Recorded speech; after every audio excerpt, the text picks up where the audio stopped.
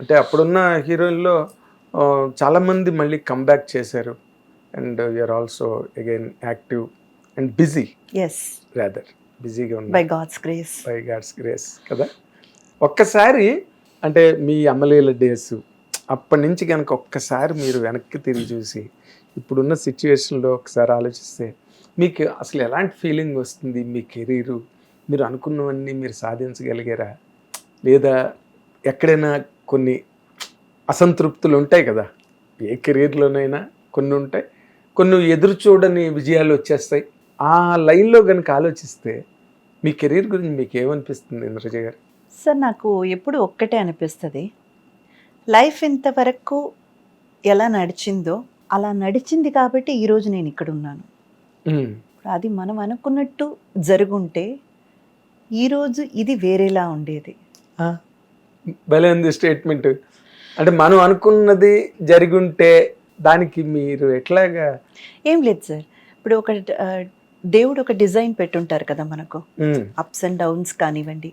మనం ఒకటి ఎక్స్పెక్ట్ చేసి ఉంటాము, అది రాకపోయి ఉంటుంది. మనం ఎక్స్పెక్ట్ చెయ్యని అన్ఎక్స్పెక్టెడ్ థింగ్స్ జరుగుంటాయి. వాటన్నిటి ఒక దారి, ఆ బాట ఇక్కడికి వచ్చి ఇప్పుడు ఆగుందన్నమాట. అంటే అది ఆ డిజైన్లో ఫాలో అయింది కాబట్టి ఈరోజు ఇక్కడ ఉన్నాను. ఎప్పుడు కూడా అందుకే దేవుడి దగ్గర కోరుకునేటప్పుడు నాకేది మంచిదో నువ్వు చేయి స్వామి అని చెప్పాలంట. అదే కోరుకోకూడదంట. మేబీ కోరుకునేది ఆయన ఇంకా ఎక్కువ ఇవ్వాలని అనుకుని నువ్వు తక్కువ కోరుకున్నావు అనుకో, నీకే నష్టం. అందుకని I take all as blessings sir.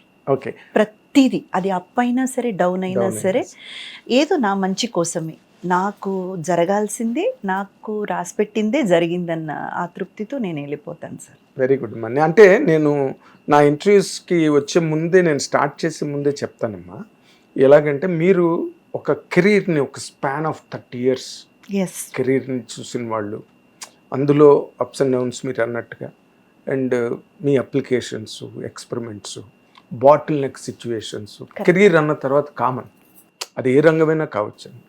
అందులో మీరు ఎట్లాంటి సిచ్యువేషన్స్ ఎట్లాగో ఓవర్కమ్ అయ్యారు to be successful in career, or to be with your own self, మిమ్మల్ని మీరు లాస్ అవ్వకుండా నిలబడగలగడం, ఇవన్నీ చూసే వాళ్ళకి ఒక ఇంద్రజ గారు ఇలా చేశారనమాట. సో మనం కూడా గాబరా పడిపోక్కర్లేదు.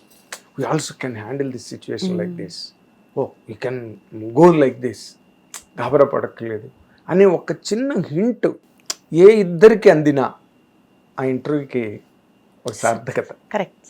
అందుకని ఆ యాంగిల్లోనే నా ఇంటర్వ్యూస్ అన్నీ ఉంటాయండి.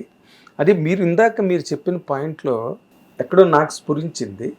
మీకు గ్యారంటీగా ఎక్స్పెక్ట్ చేయని ఎమ్మెల్యేలు లాంటి సినిమాలు, అవును, చాలా మంచి సినిమాలు. నేను చెప్పడానికి ఒకటి ఎమ్మెల్యేలు అని చెప్తున్నా, ఎందుకంటే బాగా ఐడెంటిఫైడ్ ఫిల్మ్. కరెక్ట్ అండి. కానీ చాలా సినిమాలు చేశారు మీరు. అలాగే అన్ఎక్స్పెక్టెడ్ గా సొగసు చూడతారు, అలాగే అన్ఎక్స్పెక్టెడ్ గా పెద్దన్నయ్య, అలాగే అన్ఎక్స్పెక్టెడ్ గా మనం అది మమ్ముటి గారితో చేసిన మూవీ కానివ్వండి, మోహన్ లాల్, సురేష్ గోపి గారు, జయరామ్ అన్ని అందరూ అందరినీ కంప్లీట్ చేశారు మీరు. అండ్ మనకు తమిళ్లో కూడా నేను చేసిన మూవీస్ చాలా తక్కువ అయినా కానీ ఒక 8 to 10 మూవీసే అయ్యి ఉండొచ్చు సార్. కానీ అందరి పెద్ద హీరోలతోనే నేను చేశాను. శరత్ కుమార్ గారు, తర్వాత మన ఆ తర్వాత మనకు చాలా మంది, విజయకాంత్ గారు, అండ్ అవన్నీ కూడా చాలా మంచి మంచి మూవీసే పడ్డాయి సార్. అదే మీరు అంటే ఫర్ ఎగ్జాంపుల్ మలయాళం కానీ తెలుగు కానీ ఇంత సక్సెస్ తమిళ్లో మీకు రాలేదన్నది నా అబ్జర్వేషన్. అంటే అప్పుడు కరెక్ట్గా మనకు చేయడానికి అవకాశాలు వచ్చినప్పుడు మనకు టైం లేదు sir. Already I'm busy in Telugu and as well as ఆ తర్వాత మలయాళం, 2 లాంగ్వేజ్లో బిజీగా వర్క్ చేస్తున్నాను కాబట్టి కొన్ని మూవీస్ టేకప్ చేయలేకపోయాను. ఓకే, అంటే తర్వాత మీరు చేసిన సినిమాలు కూడా కొన్ని బాగా ఆడకపోవడం, అవి కూడా కారణం ఉండొచ్చు sir. But at the end of the day ఏంటంటే మన చేతుల్లో ఏం లేదు సార్.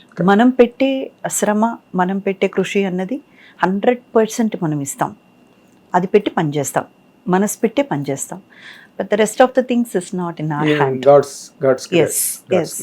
అంటే మీరు ఇందాక అన్న దాంట్లో కూడా ఎక్కడో ఒక మనం ఇది సాధించలేకపోయాం, లేకపోతే ఓ చిన్న అయౌట్ ఆఫ్ డిసాటిస్ఫాక్షన్? అది నిరాశ లేదు సార్ నాకు. నిరాశ వేరు, నిరాశ వేరు, అసంతృప్తి వేరు. డిసప్పాయింట్మెంట్ అసలు లేదు సార్ నాకు, ఎప్పుడు కూడా లేదు. ఎందుకంటే నేను అది ఖచ్చితంగా చెప్పగలను. బికాస్ నాకు ఈ జీవితమే పెద్ద వరం. నేను అస్సలు 9th స్టాండర్డ్ డిస్కంటిన్యూ చేసి ఇండస్ట్రీకు రావడం అన్నదే మా ఫ్యామిలీ సర్కమ్స్టెన్సెస్ వల్ల రావాల్సి వచ్చింది. ఓకే. సో ఇంకా భగవంతుడు ఆ బాధ్యత నాకు అప్పచెప్పాడు కాబట్టి నేను రావాల్సి వచ్చింది. సో నా prime motto and prime aim ఎప్పుడు కూడా ఏంటంటే, నా తర్వాత 2 చెల్లెళ్ళు ఉన్నారు, నేనే పెద్దదాన్ని. అమ్మ వాళ్ళు నాకు ఊహ తెలిసినప్పటి నుంచి కార్డియాక్ పేషెంట్. ఆవిడకి హార్ట్ ప్రాబ్లం ఉండేది, వాల్వ్ రీప్లేస్మెంట్ చేశాము. తర్వాత పాపం చాలా కష్టపడ్డారు అమ్మని చూసుకోవడం కోసం, మమ్మల్ని అంతా చూసుకోవడం కోసం నాన్న వర్క్ రిజైన్ చేసేసారు. వాలంటరీ రిజైన్మెంట్ తీసుకున్నారు డాడీ. సో ఇంట్లో ఉండి అమ్మని చూసుకోవాలి, డాక్టర్ దగ్గరికి తీసుకెళ్ళాలి, తిరిగి రావాలి, పిల్లలకి ఇంకా చెప్పాలంటే వంట పని కూడా మా నాన్నగారు తీసుకున్నారు. అమ్మ పొయ్యి దగ్గర నిలవడం కష్టం, ఆ పొగ తీసుకోవడం కానీ, లేకపోతే చాలా ఎక్కువసేపు నిలబడినా కానీ అమ్మకి చాలా ప్రమాదం అన్నమాట. అందుకని ఆ బాధ్యతలన్నీ కూడా నాన్న తీసుకున్నారు. అమ్మ ఏమో బెడ్ రిడ్డన్ అని చెప్పలేము, but to an extent only తను మొబిలిటీ అనేది చాలా రిస్ట్రిక్ట్ అయిపోయింది. అండ్ మేము ముగ్గురం, మాకు పెద్దగా బంధువుల సపోర్టు అలాంటిదంతా ఏమీ లేదు. సో అలాంటి ఒక సిచ్యువేషన్లో ఫ్యామిలీని రన్ చేయాలన్న ఆ ఒక టైంలో నాకు అవకాశం రావడం, నేను ఇండస్ట్రీకి రావడం, సో సంపాదన అనేది భగవంతుడు నా భుజాల మీద వేయడం. సో నాకు సంబంధించినంత వరకు ఏంటంటే సార్, నేను చేసే వర్క్ మనసు కాదు ప్రాణం పెట్టి చేస్తాను. అంతే అంతవరకే.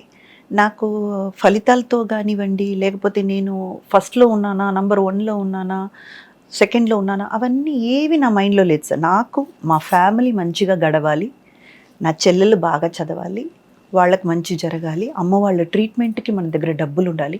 సో ఓన్లీ ఎర్నింగ్ పర్పస్ కానీ నేను చూశాను కాబట్టి నాకు ఇవేవి మైండ్లో లేదు సార్. నాకు డిసప్పాయింట్మెంట్ అనేది 0.01% కూడా లేదు సార్. ఎందుకంటే నాకు ఈ లైఫే బ్లెస్సింగ్. ఇఫ్ నాట్, నేను ఆర్టిస్ట్ అవ్వకపోతే, నాకు ఇంత ఇన్కమ్ రాకపోతే, నా ఫ్యామిలీని నేను ఎలా నేనేం చేయగలను? నా ఫ్యామిలీని నేను ఎలా కాపాడుకోగలను? చేయలేను కదా. ఆ విధంగా దేవుడు నాకు ఎంత పెద్ద వరం ఇచ్చారు సార్.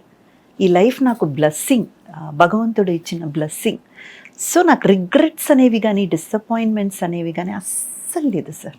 1% కూడా లేదు. గ్రేట్ అమ్మా, గ్రేట్.